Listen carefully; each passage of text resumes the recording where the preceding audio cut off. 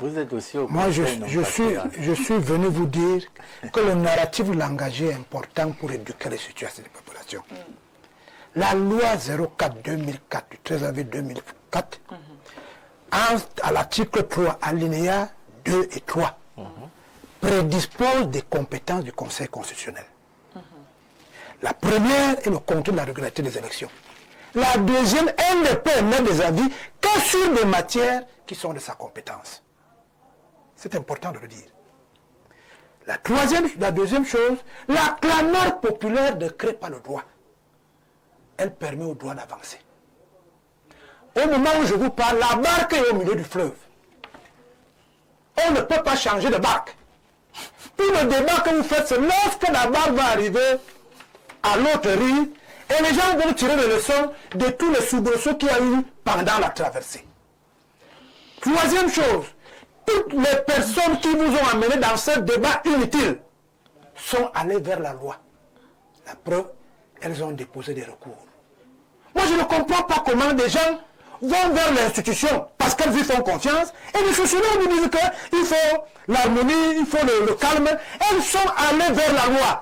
C'est une éducation. Quand quelqu'un va vers la loi, ça veut dire qu'il a confiance à la loi. Maintenant, il y a 2 ou 3 cas. D'abord, analytiquement.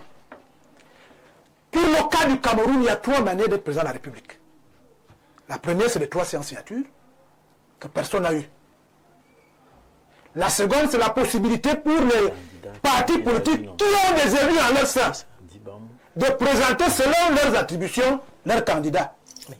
La troisième qui est annexe, c'est que vous pouvez dans un parti politique qui n'a pas d'élus et vous allez acquérir un parti politique qui a des élus et être candidat à l'élection présidentielle. Ici, il ne peut pas avoir plus de 13 Camerounais pour le président de la République. Parce qu'il y avait 18 partis politiques qui avaient des élus. 3 ou 4 partis politiques se sont permis de donner 2, 3, 4, 5 candidatures, ce qui a enlevé la possibilité d'avoir 18 candidats. Pour le cas de l'élection présidentielle, ce qui concerne les partis politiques concours à l'expression du suffrage. Il ne reste donc 13. Si le Conseil constitutionnel est satisfait des éléments d'appréciation que les 5 autres partis politiques vont amener, on peut avoir plus de 13 candidatures. Mais dans le cas de la compétence dévolue au Conseil constitutionnel, et il y a 2 cas qui font école. Le premier cas, c'est celui de la pluralité des candidatures. C'est un cas qui se relève même à la CIL. Il y avait pluralité des candidatures. On demande à la personne qui a compétence pour avoir les candidats, est-ce que vous reconnaissez tel? On dit non, l'affaire est réglée. Maintenant, il y a la pluralité des investitures. C'est là que se trouve la plus grande difficulté. Parce que l'investiture engage déjà l'association parti politique qui est une institution politique dans notre pays. La loi dit que dès que vous avez 2 ou 3 investitures, au premier niveau c'est annulé. Il faut dire ça aux Camerounais. Maintenant il peut arriver pour le cas de l'UPC qui avait 3 candidats je crois, qu'au quartier ils s'entendent. Il dit que frère, pourquoi on n'est pas le cas qu'on a eu en 2018 et en 2020, nous nous retirons, laissons un seul candidat. Là, le Conseil constitutionnel peut acquiescer. Dans le cas où la même institution a 2 candidats, je vois mal que ce soit de la compétence du Conseil constitutionnel. Parce que la loi a déjà réglé ce problème. Lorsque vous êtes dans ce cas d'espèce, c'est le tribunal de première instance qui commence pour régler ce problème. Donc si vous amenez donc un acte juridique qui permet de dire que la loi a déjà réglé ce problème, le Conseil constitutionnel qui peut battre contre la loi est obligé de se mettre par rapport à la loi. Quand on voit pour le premier cas, je peux le citer ici, M. Teller Onana et M. Paul Biya, la loi a déjà réglé le problème. L'ensemble de l'armature juridique qui conforte l'association politique qu'on appelle RDPC a déjà réglé le problème. Maintenant, lorsqu'on sort du cadre des partis politiques, puisque c'est les seuls qui sont à même pour le cas d'espèce, on a donc une horde de personnages qui nous perdent du temps. Parce que pour faire le probatoire pour faire le bar dans notre pays, il faut avoir le probatoire. Nos sociologues disent que l'enfant était trop intelligent en première, il était trop intelligent, mais il a semé un jour parce que la pluie était tombée le jour-là. On ne peut pas faire une loi par rapport aux ingrédients de la pluie. C'est un peu compliqué. En revanche, ceux qui doivent, comme je l'ai dit pour Mbargangele, ceux qui doivent travailler à l'apaisement, je ne sais pas pourquoi faire peur aux Camerounais. Mais le Cameroun a un problème avec ses intellectuels. Ils régulent en fonction de Yaoundé, Douala et Bafoussam.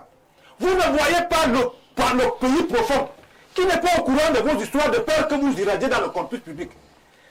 En revanche, on peut se dire que comme les acteurs eux-mêmes ont commencé à dire qu'il faut respecter la loi, même comme c'est par à coup et par saison, pour la prochaine rencontre politique en 2026, on peut donc se dire qu'il faut comprendre un certain nombre. Et ça se règle quand quelqu'un l'a dit ici, dans l'armature des associations des partis politiques qu'ils appellent coalition, ils appellent ceci.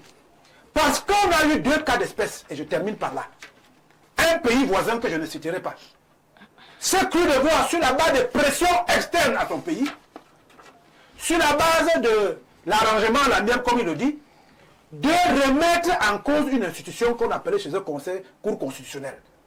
C'est un cas d'école qui n'est pas bon pour notre pays. La deuxième chose, si vous estimez que tel candidat qui est possible de faire le changement dans notre pays, vous devez des référentiels justement de stabilité, de crédibilité en se disant, comme on a vu dans d'autres pays, que comme toi tu n'as pas pu passer, frère, nous pensons que nous devons tous mettre le paquet sur celui qui a pu passer. C'est là, dans ce sens-là qu'on parle de règlement politique d'une situation. Mais pour le moment, les 13 partis politiques qui sont passés doivent prier Dieu pour que ce qu'ils ont présenté comme crédibilité ne soit pas remis en cause, c'est dont on doute, mais celles des personnalités qui ont acquis des institutions qui ne sont pas en règle avec la loi, en règle avec l'entendement dans leur propre association, on ne va pas créer au milieu du fleuve une loi spécifique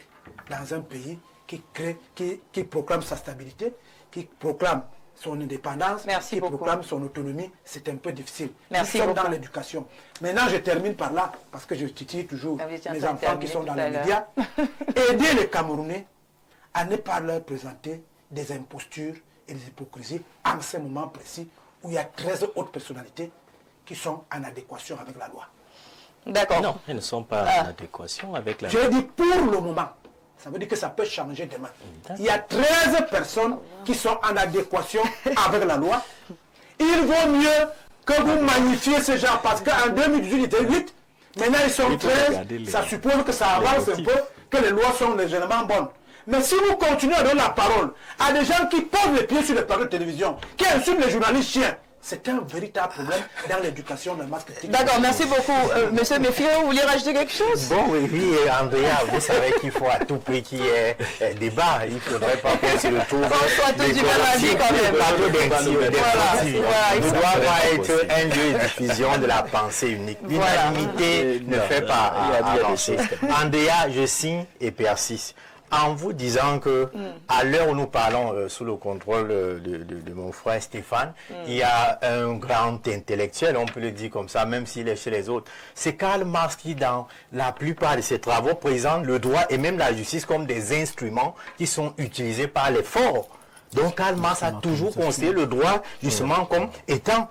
Donc en ce moment, personne ne peut nier, professeur, que entre les experts du droit, nous voyons comment la division. Vous voyez que dans le cas, les autres prennent le cas télé, on en a que le patriarche a cité pour dire que bon, chez eux aussi il y a cette affaire-là. Mais on trouve un autre juriste dit que non, chez nous là, ce n'est pas ça. Ce n'est pas. Vous voyez, Télé n'était pas le président du. C'est le camp, c'est en fonction de. Télé n'a pas eu de lettre d'information. Non, professeur, même si vous faites comment, vous-même vous l'avez dit avec vos propres mots, les experts en droit aujourd'hui présentent le droit comme un instrument qui est utilisé par des camps justement pour servir leur cause. Et à partir de ce moment, la scientificité, à l'heure où nous parlons, la scientificité du droit est à l'époque.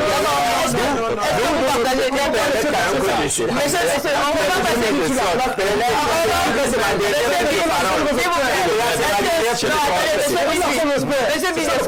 est-ce que vous partagez l'avis de monsieur Méfiré? Non, nous ne pouvons pas partager l'avis de monsieur Méfiré. Non, c'est impossible. Vous ne pouvez pas partager, c'est normal. Parce que ce n'est pas opérant sur le terrain de la sociologie du droit.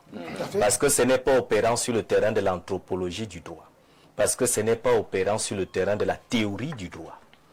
Donc, cette analyse qui voudrait, c'est une analyse politicienne du droit. Parce qu'il y a en fait une analyse politique du droit et une analyse politicienne du droit.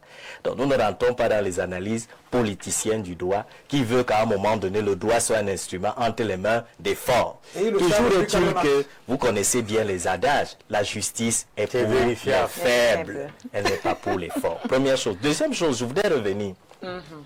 J'ai pris la peine de regarder un tout petit peu les motifs. Alors, nous avons pluralité d'investiture, oui. Nous avons, Monsieur Bessiping, c'est quoi? Requête en vue de la reconsidération de sa requête. Vraiment. Vous avez d'autres qui recusent les membres du Conseil. Ils n'ont même pas fait la lettre. Parmi les recours, il y a des recours pour recuser les membres du Conseil constitutionnel. Nous avons présenté deux catégories. Ça ne vous fait pas avancer le débat. Non, ce n'est pas deux. Ceux-là, on connaît cette première posture de la banalisation. Effectivement, ils sont nombreux, mais qui se permettent quand même de... On peut seulement dire qu'un homme sérieux qui ne fait pas une lettre sur la déclaration sur l'honneur, il ne faut pas lui donner l'espace public. Bon, voilà, c'est un autre. Alors, il y a 13 qui ont fait la déclaration sur l'honneur, il faut leur donner la parole. Alors, disons simplement deux choses. Le Conseil doit se prononcer sur un ensemble de recours qui ont été portés à son attention. Lorsqu'on regarde l'ensemble de ces recours, il y a des recours qui visent la récusation des membres du Conseil. C'est-à-dire qu'en réalité, il est demandé au Conseil de se récuser lui-même. Bon, vous comprenez que ce sont des recours qui ne peuvent pas prospérer. Il y a des recours qui visent la reconsidération d'une requête. On ne sait pas très bien quel est le fondement juridique de ces recours. Il y a maintenant un ensemble de recours qui me semble relever du droit administratif, ici. Je ne sais pas si le Conseil constitutionnel... On a fait ce temps. Hein. Donc c'est pour dire que le Conseil a la délicate mission de se prononcer déjà d'abord sur le sort des recalés, de se prononcer ensuite sur le sort des 13 candidats validés, dont les candidatures sont en ce moment en train d'être contestées devant son institution. Merci beaucoup. Alors, docteur Stéphane Zanga, on a quelqu'un qui aurait déposé également un recours, voilà, qui aurait fait un recours pour demander à ce qu'on puisse rejeter la candidature de Paul Biya. Pourtant, lui-même, il n'était pas dans la course. Léon Teller. Justement, Léon Teller, c'est le cas du RDPC. Thieroma est dans la même posture. Mais est-ce que c'est normal? Est-ce que c'est normal? La Libye également. Bon, la loi donne la possibilité à Léon Teller ou Nana de déposer un recours. Et ça peut aboutir? C'est le formalisme. Ça peut aboutir? Non, je ne pense pas. Je pense pas. Le Conseil va interroger les statuts du RDPC. Et M. Léon Ils sont connus depuis 1985. C'est quelle est l'issue même du contentieux qui l'engage. Il le sait personnellement. Sa requête ne peut pas prospérer. D'accord. Voilà, merci beaucoup pour votre réaction. On va dire bonsoir à M. Jean-Jacques Zeu du côté d'Abomban et bien sûr au sous-préfet d'Abomban avec qui il est en ce moment. Merci de regarder le grand soir. Alors on va prendre quelques réactions également pour voir ce que pensent les téléspectateurs sur cette deuxième thématique. Madame, si nous suivons bien la loi, étant si nous suivons bien la loi étant la loi, il faudrait que certains de vos invités nous expliquent pourquoi on perd le procès en première instance et le gagne en appel. La loi n'est pas droite, c'est pourquoi il y a hiérarchie des instances. Si le Conseil constitutionnel doit être loyal vis-à-vis des LECAM, qu'elle doit être loyale au MINAT, alors c'est une moquerie. Un autre message, bonsoir madame, nous les Camerounais ne sommes pas dupes, pas besoin d'être les spécialistes du droit pour comprendre qu'il y a deux pieds, deux poids, deux mesures. Si le droit était appliqué, le RDPC serait parmi les recalés, monsieur Etoundi. Il ne faut pas faire insulte à Belou. Ce sont des passionnés. Ce sont des passionnés. Pourquoi le RDPC serait-il recalé? C'est les autres, ça devient la passion. Vous êtes le camarade en face, et c'est normal en politique. Comment on peut que le RDPC? C'est la voix du militant. Les statuts du RDPC sont clairs. Il faut magnifier les autres, le jeune président du FDC. Non, c'est de la passion. Il faut magnifier le jeune président, comment il s'appelle là? Matomba, Oui, tu peux magnifier Joshua aussi. Je dis que c'est gênant dans un pays que des jeunes montrent comment ils respectent la loi et que des gens d'une génération intermédiaire continuent de les embrouiller. Monsieur le président du FDC, je crois c'est Emilien. Denis Emilien. Peut-être comme il a eu la chance d'avoir côtoyé ces gens qui nous embrouillent dans la galerie. Nous avons aussi intérêt à encourager les gens qui sont dans une logique institutionnelle dans notre pays. Vous encouragez trop, vous les médias, les gens qui sont dans la logique insurrectionnelle. D'accord, c'est compris, merci beaucoup. Alors bonsoir au panel, le professeur Biloa fait de la comédie, pourquoi? Il dit qu'il attaque le professeur Kamto et l'accuse d'avoir pris de l'argent pour se faire présenter par un faux parti. Oh, monsieur Ekané, je ne me rappelle pas. J'avais dit ça, il vous renseigne ceux qui se disent dans leur parti. Ah, voilà. Il dit, oh, monsieur Ekané a été reconnu au Mina comme le président du Malidem qui a pu produire un élu aux dernières élections. On n'a jamais même parlé d'Anissé Ekané ici. Il a lu entre les lignes. Incroyable. Il a lu parler. Bonsoir madame, je voudrais vous féliciter pour votre dévouement. Merci. Le monsieur en gris avec 3 blancs là. Je voudrais qu'il nous donne un passage juridique qui statue sur la pluralité d'investiture. Alors, qui est ce monsieur là? C'est terminé. Bon, la pluralité de conseil régional on amène la contradiction. Aucune chance pour les récaler. D'ailleurs, il nous avait d'abord... En droit, ce n'est pas possible. Si vous êtes militant d'un parti, vous ne pouvez être militant que d'un seul parti. Vous voyez? D'accord. Si vous voulez être investi par un parti, ce parti ne peut investir qu'un candidat. Un seul. Nul ne peut à la présidentielle. Au même moment à 2 formations, à plus de formations politiques. C'est ça. Bonsoir au panel, je partage parfaitement le propos de M. Bicoro, c'est l'alternance. Moi, je peux étudier le droit, mais c'est tellement facile à comprendre. Les candidats récalés peuvent transférer leur électorat c'est de stéréotyper le peuple en pensant que c'est un seul individu qui incarne le changement. Appelé solo. Voilà, quelqu'un qui partage le point de vue de M. Bicoro. Très belle mission. Salut spécial à mon ami Bicoro. Je suis un peu embêté par certaines interventions. Pour mémoire, je rappelle que le Conseil constitutionnel n'est pas juge administratif, encore moins juge des contextes. D'accord. Dernier message. Mes hommages, madame et monsieur sur le plateau. Alors, cette élection a eu néanmoins le mérite de nous faire savoir que le droit en tant que science n'est d'aucune utilité et que c'est majestueux du bavardage, c'est ce qu'il dit. Il dit comment sur une disposition dite juridique, tous les grands profs et docteurs du droit sont incapables de nous mettre tous d'accord. Ils ont passé le temps à nous créer des nouveaux thèmes tels que parti, ango, professeur de quartier, etc. Regardez juste le bruit que le droit crée sur le plateau. Radieuse dame. Merci à M. Méfiré pour son impartialité dans l'analyse et bonne soirée. D'accord. Voilà, on a... Monsieur Bicoro, vous avez pris l'exemple du RDPC, il faut continuer avec les autres cas. Il faut avoir l'honnêteté intellectuelle devant les Camerounais, c'est M. Cyril qui écrit. D'accord. Décidément. Décidément. Il est donc 18h52 minutes. Le temps, il est terminé. Il va très vite. Oui, il va très vite. La décision du Conseil constitutionnel va aller très vite. Apparemment, vous êtes impatient, monsieur le Conseil. Merci. Vous êtes impatient. Merci à tous. Merci d'avoir accepté notre invitation. Merci, docteur Stéphane Zonga, d'être passé. Merci également à vous, très cher monsieur et docteur Stéphane Zonga. À vous la parole, bien sûr, parce que on aimerait savoir également quel est exactement, n'est-ce pas, le rôle du Conseil constitutionnel. Quels sont les dossiers qui peuvent véritablement être de leur compétence? Alors, à l'issue du premier travail de filtrage, si vous voulez, de toilettage qui a été fait par le Conseil électoral d'Elections Cameroun, pôle politique de cette institution en charge du management des élections au Cameroun, un conflit politique est né entre les candidats recalés et Elections Cameroun. C'est un contentieux qui est né que le Conseil constitutionnel a le devoir et l'obligation de vider.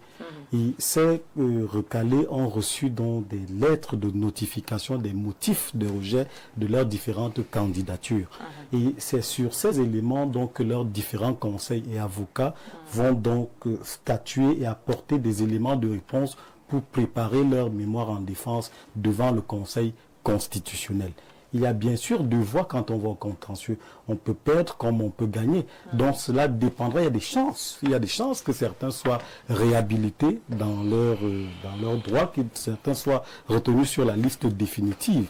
il faudra compter sur la force des arguments juridiques des avocats des recalés. Il faudra compter avec l'indépendance et l'impartialité du Conseil constitutionnel, cette institution qui est garante de ce contentieux. Il faudra même compter aussi avec la pression médiatique. Un copanéliste disait tout à l'heure que c'est une instance d'irrecevabilité du tout. On ne peut pas coller cette étiquette à cette institution.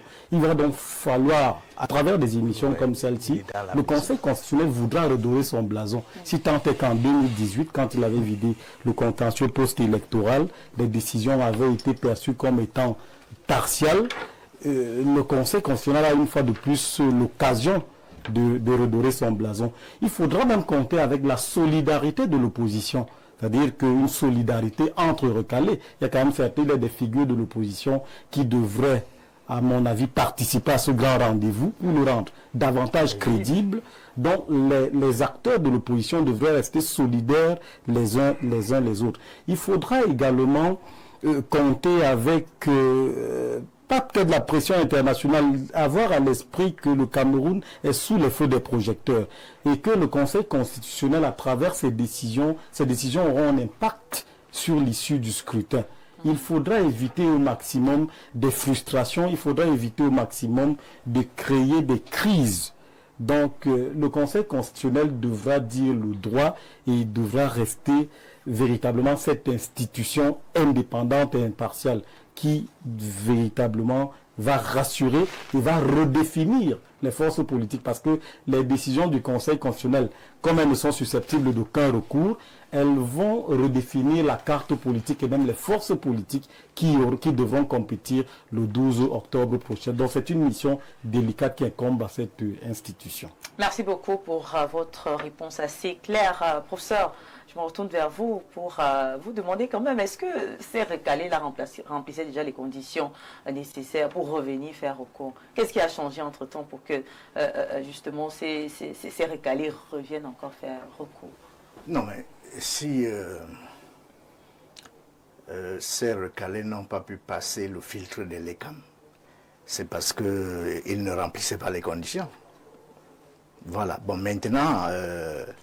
et ils pensent que l'ECAM n'aurait peut-être pas appliqué le droit, et donc ils vont donc à l'instance qui va appliquer le droit. Ils n'ont pas appliqué le droit, ils ont appliqué quoi alors? Bon, mais c'est ce qu'ils pensent, c'est ce qu'ils pensent. Mais quand on lit les motifs que l'ECAM a publiés, n'est-ce pas, ben, il est extrêmement difficile d'aller convaincre le Conseil constitutionnel que l'ECAM s'est trompé. Donc, on peut se risquer en disant que rien de neuf ne va arriver au Conseil constitutionnel. Hein? C'est-à-dire que...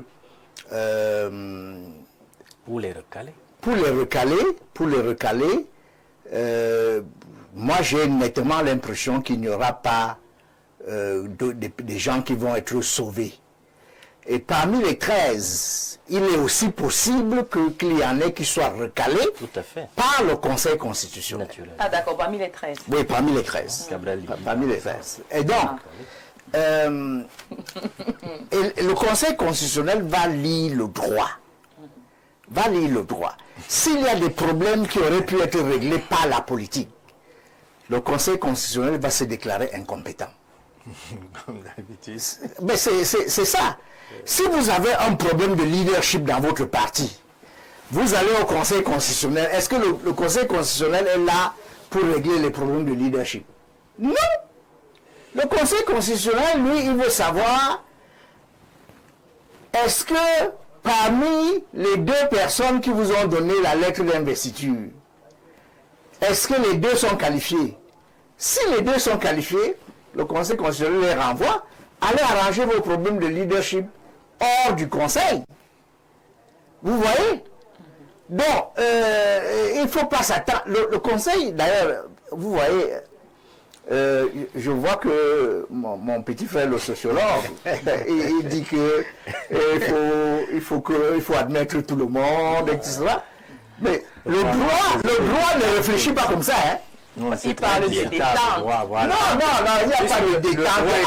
On ne détend, on ne trahi par les acteurs. il n'y a pas de détente Il faut déjà En dire politique. en droit. En droit déjà. Non, on peut, les hommes politiques peuvent dire, bon, n'est-ce pas, faisons en sorte qu'il n'y ait pas de problème. Mais le droit, c'est le droit. En droit, on dit souvent, dura leg, Sex. la loi est dure, mais c'est la loi. Quand la loi a les yeux. Non. Quelle loi a les yeux? C'est ce qui s'est dit au La Cameroun. loi a les yeux comment? Oh là là. Mais ça, c'est sérieux. Tout a commencé. Mais je pense que c'est vous qui lisez le paysage politique camerounais avec les yeux de sympathie. Avec les yeux de sympathie. Si les gens sont dans l'incapacité de monter un dossier en béton, ça, ce n'est pas le travail du Conseil constitutionnel. D'accord. Le Conseil constitutionnel va rejeter ça. Et il ne faudra pas qu'on s'étonne que le Conseil constitutionnel dise qu'il n'est pas compétent en la matière. Ben oui, c'est ça. D'accord. Voilà, merci beaucoup. Bon, maintenant, il ne faut pas penser que les problèmes qui se posent aux juristes au Cameroun sont spécifiques au Cameroun. Vous avez vu quand Marine Le Pen a été condamnée. Tous les juristes du monde se sont affrontés sur les plateaux de télévision et ils ne sont pas tombés d'accord parce qu'il y en a qui ont dit que c'est politique, comme a en train de dire le sociologue, et il y en a qui ont dit non, ça n'a rien de politique, c'est le droit. Ce n'est pas parce que vous êtes un homme politique que le droit ne doit pas s'appliquer à vous. Et il ne faut pas croire que les Camerounais n'ont pas de juristes qui puissent interpréter le droit. Les Camerounais ont des juristes qui peuvent interpréter le droit. Et il y a des Camerounais qui sont des juristes qui font de la démagogie. Soit ils font de la démagogie, soit ils veulent utiliser l'argent qui a été collecté à d'autres fins. D'accord. Et par conséquent, ils ne montent pas un dossier qu'un bon juriste aurait pu monter. Et c'est ça qu'on est en train de voir là. Et le Conseil constitutionnel, lui, ne va pas se préoccuper de ça. D'accord. Vous avez respecté le droit, oui ou non? D'accord. Sinon, vous rentrez au quartier. Merci beaucoup, professeur. Alors, avec M. François Biko, vous qui êtes si proche voilà, du terrain, dites-nous comment la base militante a donc accueilli ces différents recalages. Moi, je ne suis pas dans une base militante qui a été recalée. Oui, mais vous êtes quand même proche. Je préfère parler de citoyens.